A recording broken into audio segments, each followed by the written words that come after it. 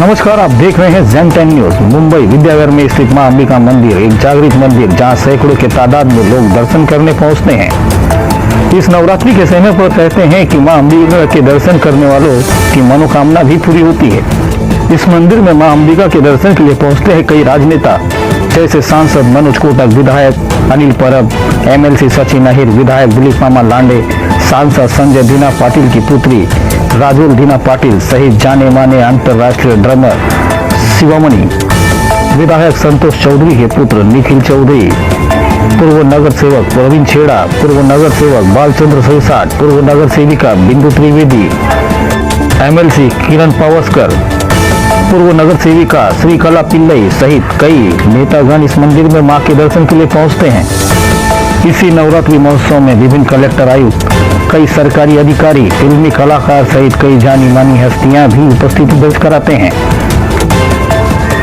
नवरात्रि में मां दुर्गा की शुरुआत के पहले दिन में सांस्कृतिक कार्यक्रम कर परंपराओं के अनुसार महापूजा, दीपारंगा पूजा सहित 9 दिन में होने वाली सभी पूजा पाठ के चलते मंदिर के पूरे प्रांगण में सकारात्मक ऊर्जा और शांति सुखमय वातावरण में पहुंचे भक्तगण भी भक्तिमय में लीन हो जाते हैं। नवरात्रि के इन 9 दिनों में मां अंबिका के मंदिर में महाप्रसाद के तौर पर दिए जाने वाले महाभोज के चलते सैकड़ों के तादाद में पहुंचे भक्तगण इस महाप्रसाद का लाभ लेकर तृप्त हो जाते हैं। तो वहीं मंदिर के मैनेजिंग ट्रस्टी हरिदास गोपाल शेट्टी जो कहते हैं कि जो भक्ति है वो शक्ति है, जो शक्ति है वो भक्ति है।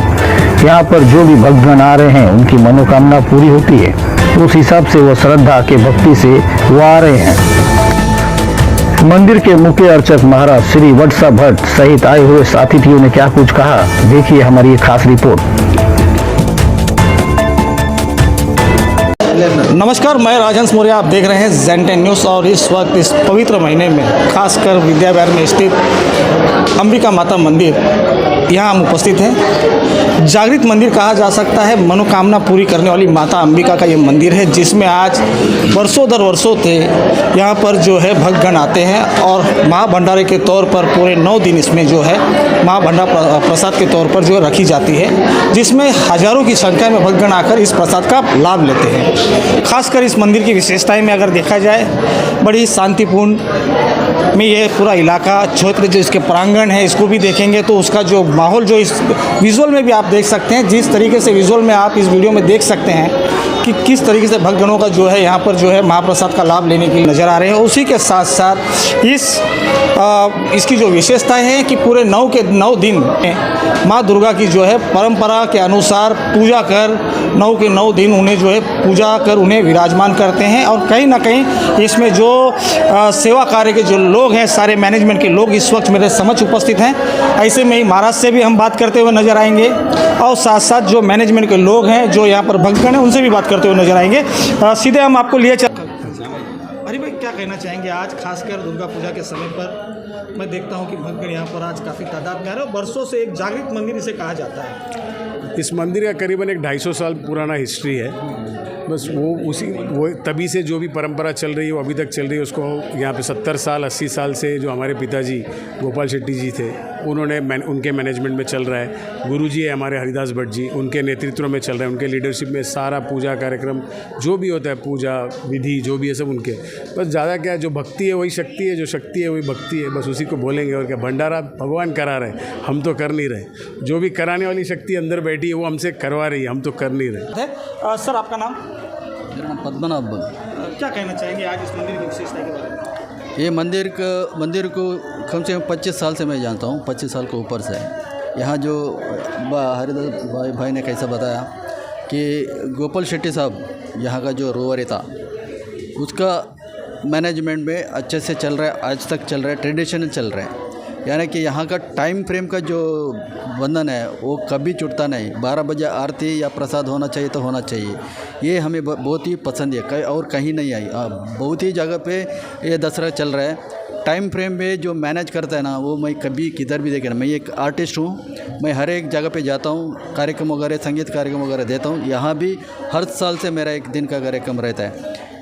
उसके बाद जो हरिदास भट्ट जी यहाँ का गुरु, जो हम लोग गुरु मानते हैं उसका हर एक चीज़ के लिए, कलावंत के रहने दो या जो वेदांत का रूप से रहने दो, हर चीज़ें टाइम पे करेंगे, टाइम पे ख़त्म करेंगे, हर एक को मौका देंगे, हर एक को आगे बढ़ने का मौका भी मिल रहा है। यहाँ जो हरिदास ने अब ये जो रोवर है यहाँ का आडलित जो रोवर है उसके हिसाब से भी ऐसे है, ये लोग सब दौड़ रहे कार्यक्रम टाइम पे ख़त्म हो, टाइम पे होना चाहिए।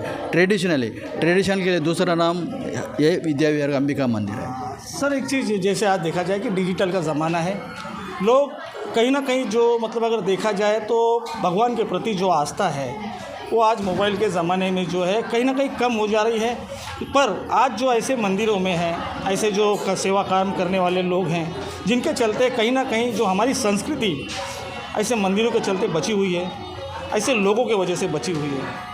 इन चीज़ों को जो मैसेज जो यंगस्टर हैं उनको आप क्या कहना चाहेंगे इससे जुड़ने के लिए, खासकर ऐसे मंदिरों के विषय से? नहीं, ये बात आपका सही है। हर एक जगह आज का जो आपने जैसा बताया वही सबसे आगे बढ़ना चाहिए। ये क्षेत्र भी ऐसे आगे बढ़ा है। अभी हमने कम से कम संपूर्ण दिव्य दर्शन बोल के एक म्यूज़िक एल्बम बनाया, उसमें एक क्षेत्र का है यानी कि पंडरापुर से कन्याकुमारी तक हर एक टेम्पल का ये इंट्रोडक्शन किया हम।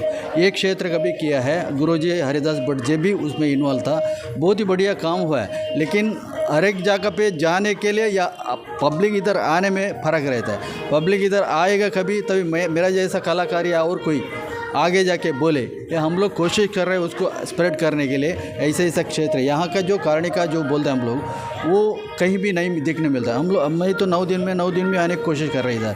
जो अगर ये आधा घंटा मिलता है तो भी आके जाएंगे हम लोग। यही सबसे हर एक यंगस्टर्स आने का कोशिश करेंगे। आप इधर देख रहे हैं बच्चे लोग आ रहे हैं, खाने में बच्चे लोग आ रहे हैं, इधर प्रसाद ले रहे हैं, यहाँ सब यंगस्टर्स आ रहे हैं कि हमें भी खुशी हो रही है। कल का दिन अच्छा ही जाएगा, ट्रेडिशनली जाएगा, ये हमारा।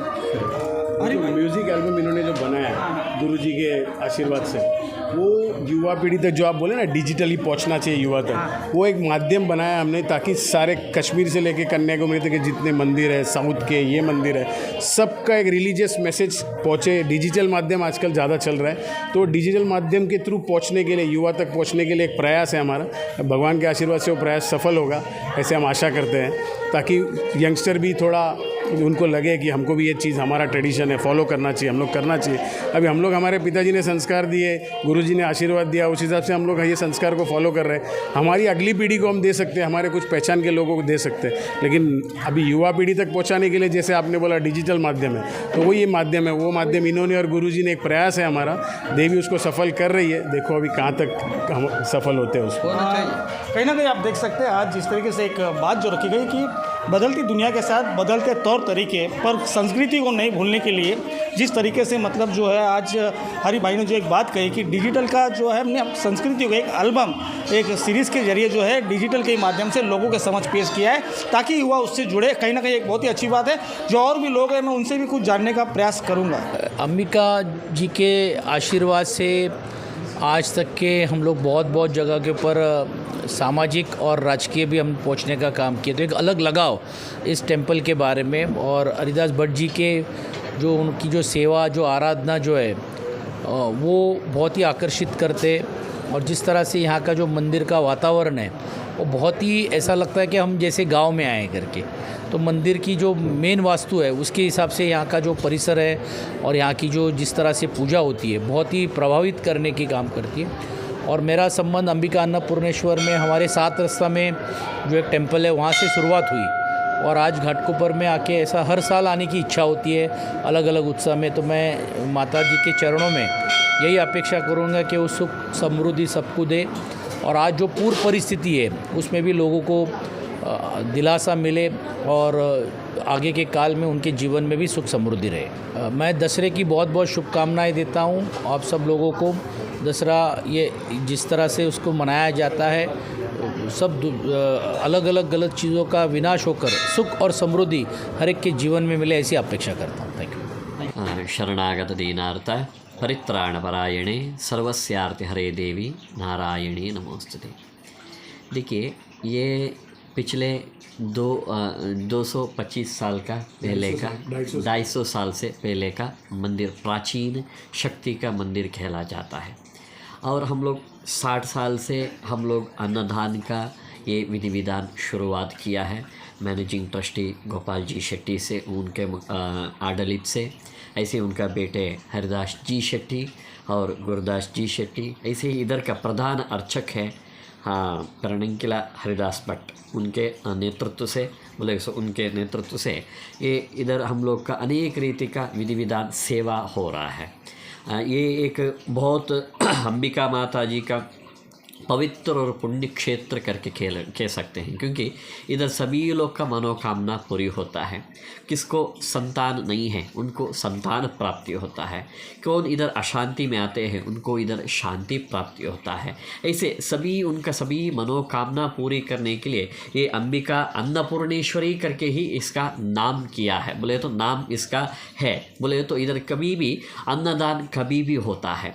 बोले तो नवरात्रि में करके नहीं, बाकी दिन भी इधर बाकी दिन भी इधर अन्नदान कभी भी होता है। ऐसे ही नवरात्रि में अनेक रीति का भंडार सेवा भी होता रहता है। इधर हज़ारों आदमी रहते हैं, कल भी 2000 आदमी, आज भी 2500 आदमी, ऐसे रोज़ इधर भंडारा। कई लोग भक्त लोग उनका तरफ से चावल, ऐसा गुड़, ऐसा कई लोग उनके तरफ से भी देते हैं और इधर भंडारा होता ही रहता है। अनेक रीति का सेवा इधर होता ही रहता है इधर। और नवरात्रि में भी विशेष रीति का पूजा भी होता है। बोलेगा तो माता जी को दुर्गा हवन हो, चंडिका हवन हो, या अनेक रीति का सर्व सेवा हो, या अनेक रीति का ललिता सहस्त्रार्चन, सप्तशती, दुर्गा नमस्कार, रंग पूजा, अनेक रीति का इधर सेवा होता ही रहता है।